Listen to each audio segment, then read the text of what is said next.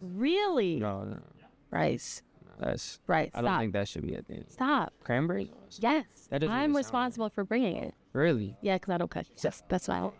That's why I bring it. No, Well, the chairs aren't like even. I don't think cranberry sauce is like, that was never supposed to be big. Someone politicked their way in, like, someone kind of like politicked them. Right. I will shut down this interview now. I was never supposed to be a thing. That's cranberries. Like, if you think about it, that's like, it's like gelatinous. Bro. Like that. Okay. That was never I feel supposed to like be you're mainstream. being a little like. No. hoity-toity I looking respect down on it the for rest trying of to us. hustling its way into the game. It's got Yeah. like a cult following now. Yeah. And it made a lot for what it like. For what it is. Yes. It's so good, and then it's like plops out of the can. That's disgusting. When have you ever described something plotting out of a can as like, Yeah, but that's it's sounding good. advertising? But no, it's good. Marker. This has told me way more about you than anything I've seen on the field, and I will have to adjust my power rankings immediately. But text Marcus like us. I'm done with him. Let me know when you guys are ready. We're just arguing about Thanksgiving food. Yeah. Okay. All right, Bryce. First off, tell me, how are you feeling? How's your ankle? I'm good. I'm blessed. Yeah, I'm excited. Very grateful just to be able to play the game that I love with the guys. So we're in the midst of it, working. I'm feeling good. So you kind of have been dealing with the ankle. You even were asked about it, and you said this. You said pain is an accurate way to sum it up. You just breathe through the pain. Is that where you're at still with it? You just breathe through it? It's just a lingering thing? I think that right now everyone at this point of the year for the most part is dealing with something. I mean, it's obviously a super physical league. Everyone's, pushing through something. Everyone's banged up. So I'm not the only person with that mindset, but our trade staff does a great job. I feel better and better every day. But I'm not waiting on it to feel perfect. Everyone's pushed through something. The reason I asked about the injury is because you had to overcome that to get the W, but also after that performance, you were named NFC Offensive Player of the Week. Curious, what was your reaction to that honor? Something that this was the first time, correct? Yeah, definitely a blessing. I have a ton of respect for this league, for all the players there. So being able to get that honor is, it's definitely a blessing. It was cool. Doesn't really, doesn't entitle me to anything moving forward. It doesn't carry over to this week. No one cares once the 24 hours is over. So again, don't take it for granted. Definitely a blessing, but time to turn the page. So in that moment when you finally, how did you hear that you were NFC Offensive Player of the Week? Coach called me. Coach called me to let me know. So yeah, I appreciated that. Told me like before, I guess it went public, and then so again, it's an honor. Did he say anything in the call as far as like anything about the honor, how you should feel about it? This is, Not just that he was proud. He was super happy to be a part of it. And then this is, I think, it's Tuesday. So like, he's going to meetings, looking at stuff. I'm watching film. We're all kind of in that next week. We're both similar like that. So, it was nice and encouraging, but we're both understanding, it's time to turn the page. Good. You know who's also a big fan of yours? Cam Newton. And of course, you broke his franchise record for the passing yards for the Carolina Panthers. I'm curious, you've always been a fan of his, right? For sure. What is it about watching Cam growing up that is so special for you? Yeah, just seeing what he represented for the team and for the city, for the Carolinas. Once I got here, I really got to learn more. And from the outside looking in, growing up, he was just always such a consistent figure. He was kind of someone that, even just not necessarily growing up a Panthers fan, being from the other side, just watching someone you look at and be like, oh, like, they're going to be good. You can trust them. You believe, well, at the end of the day, they got Cam, kind of having that. And even as a young fan, not as knowledgeable about the game as I am now, him kind of having that effect. That's something I have so much respect for. And, all the people that were here now, they were able to describe it and just see and talk about how much he meant for the team, how much hope he gave, how much he was, able to just bring the best out of everyone. So that's something that I definitely strive for. I've watched a ton of him play throughout my life. I have a ton of respect for him as a player and a person. So, getting that support definitely means a lot to me. Well, I gotta be honest, you look like him in the locker room. And you hit the dab. That you just walked into the locker room, you heard the Migos and playing, and Yeah, it was like it's the dab song from the Migos, so it was the appropriate shout out. Obviously, Cam made it iconic. I shout that out, but I don't. People would be disappointed in me if they thought I just went around still dabbing. So I have to clarify that the song was playing. the song was playing. That's what prompted you to do the move. So we're not. This isn't like you're gonna I continue would be in dabbing. trouble if I tried to bring the dab back. So yeah, what was that? So I know you don't love talking about your individual performances, right? Because that's just what you're supposed to do as a quarterback, as a leader. But that win as a team, that was a statement win for you guys. What did it feel? What did it say about who the Carolina Panthers are currently right now? Just that, really just that we know that we have everything that we need here. We know what we can be, we know we're capable of, we believe in each other. But, for us, it's never really about making a statement. It's not about proving things to the outside world. It's not about putting people on notice or anything like that. We're about controlling what we can control, playing within the lines, and working to go 1-0 every week. We were able to do that last week. We've had a lot of stuff that we're proud of, but also there's stuff that, we want to be able to get better at. We want to improve at. We're still a work in progress. Coach talks about it all the time, just being in love with the process. And for us, we're process driven. We're working to be the best versions of ourselves and, chasing perfection. And whatever comes with that outside the lines, we can't control it. So that's really where our focus is at. So I want to go all the way back for a second, because you and I believe 3 years ago, we're in this building, your rookie season, talking about the massive expectations that came along with being the number 1 overall pick. How have you changed? How have you grown in this role as quarterback for this franchise? Yeah, I've been super blessed to be here. Super blessed for God to just put me through the experiences that He's put me through good or bad. I'm a big believer that everything happens for a reason. And I feel like I've grown as a player, as a person, understanding this league, understanding what comes with this position and with this role. And I'm still just excited to be a Panther, still just as excited to go out every week with this team and to represent this franchise and this city and the Carolinas in general. So, I'm still the same person, still with the same goal. And I'm grateful just to be able to have the opportunity to chase that week in and week out. So the ups and downs, you say there's a benefit in both. But specifically, what were the down times? Take me back to those times. Like, what did that feel like when you were going through the quote-unquote fire in the moment, in real time? What was it like? Yeah, for me, it was really just an opportunity to lean into my faith in ways that I hadn't experienced before. Not playing, not starting, things like that. It's not something I never experienced. And again, as a believer, I believe everything happens for a reason. And it was just an opportunity for me to, learn a different side of my faith, be able to experience a different side of my faith, be able to, experience something in different ways. And I was able to lean on God, lean on the people around me, have an amazing support team. And, just the people in this building as well are great. And, I was, again, able to grow from things, learn. And not everyone, gets those opportunities. I'm grateful for where I'm at now. And again, in the same way, it's a week-to-week league. I'm not someone who likes to look too far ahead. But, we have a game this week. We have a great opportunity. And right now, that's all my concern is. So you mentioned your faith, having to lean into that. In the midst of it, did you ever wonder, when is my time going to come again?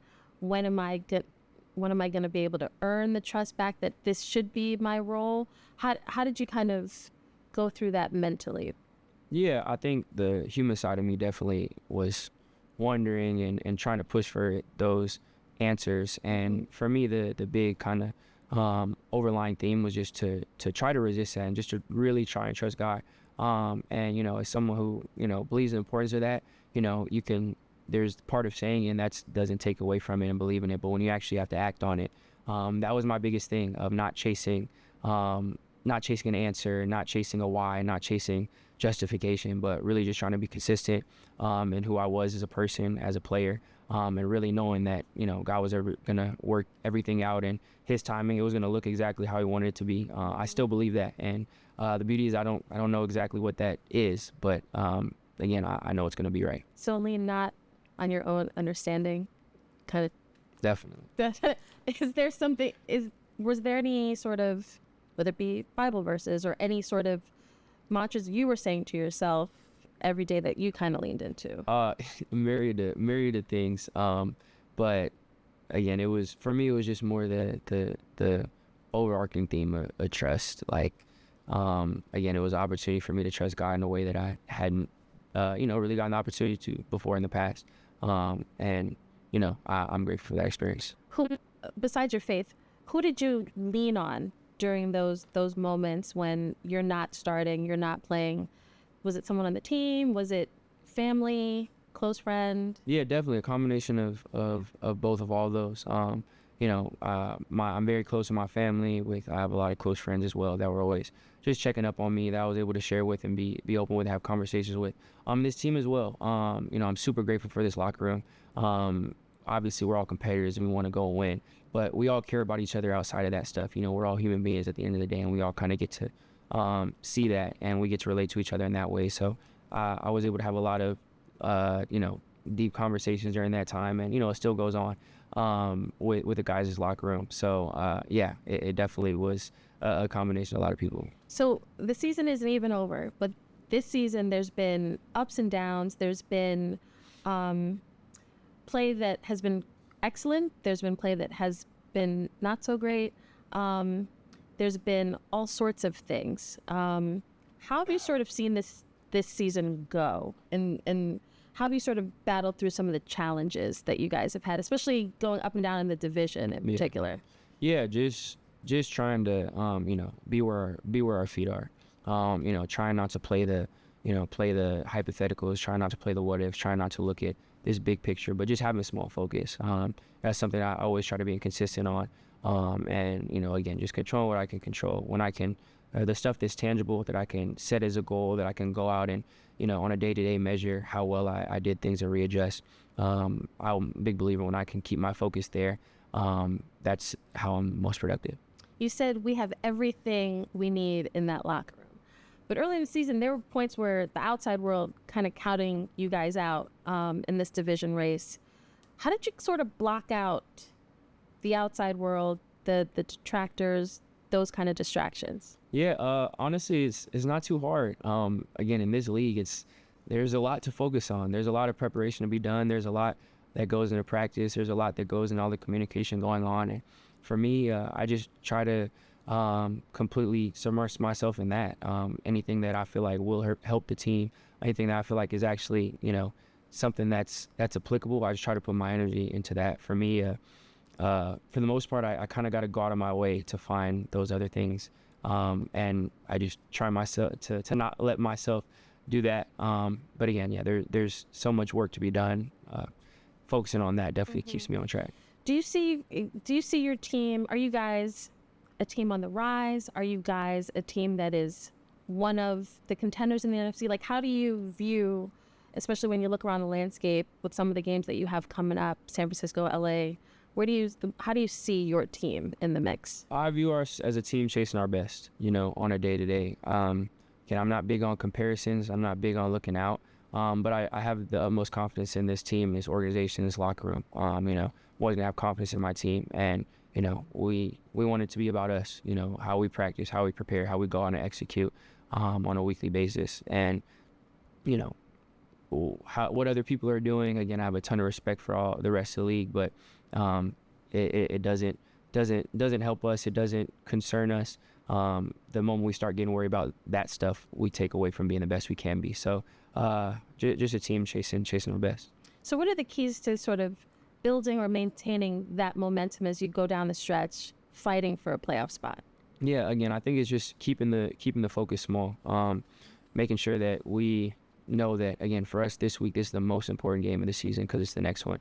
Making sure we keep that mentality, making sure we don't get bored with the basics, making sure we have the same level of focus. And, that is a challenge when you're dealing with again, a big group, a big team. There's so much being in this building that, you can't control. There's so many moving parts, and not everyone's going to have the same, just everyone has different eyes. Everyone has different experiences, had different people, talking to them whether they can control it or not. So within the lines, within the meetings, within the practices, making sure that that's all that matters. I think, as a leader, that's my job. That's what it's on us to do. And I'm grateful that in the locker room, we have a ton of guys who are, that think like that. It's everyone's bought in, everyone's where they're supposed to be. So I'm grateful for a group like this. One of those guys in the locker room is Andy Dalton. Chase, what is that relationship like now? What has it been? How have you two gotten closer over the time that you guys have been together? Yeah, since I got here, that's been my guy. I'm super grateful to have a vet like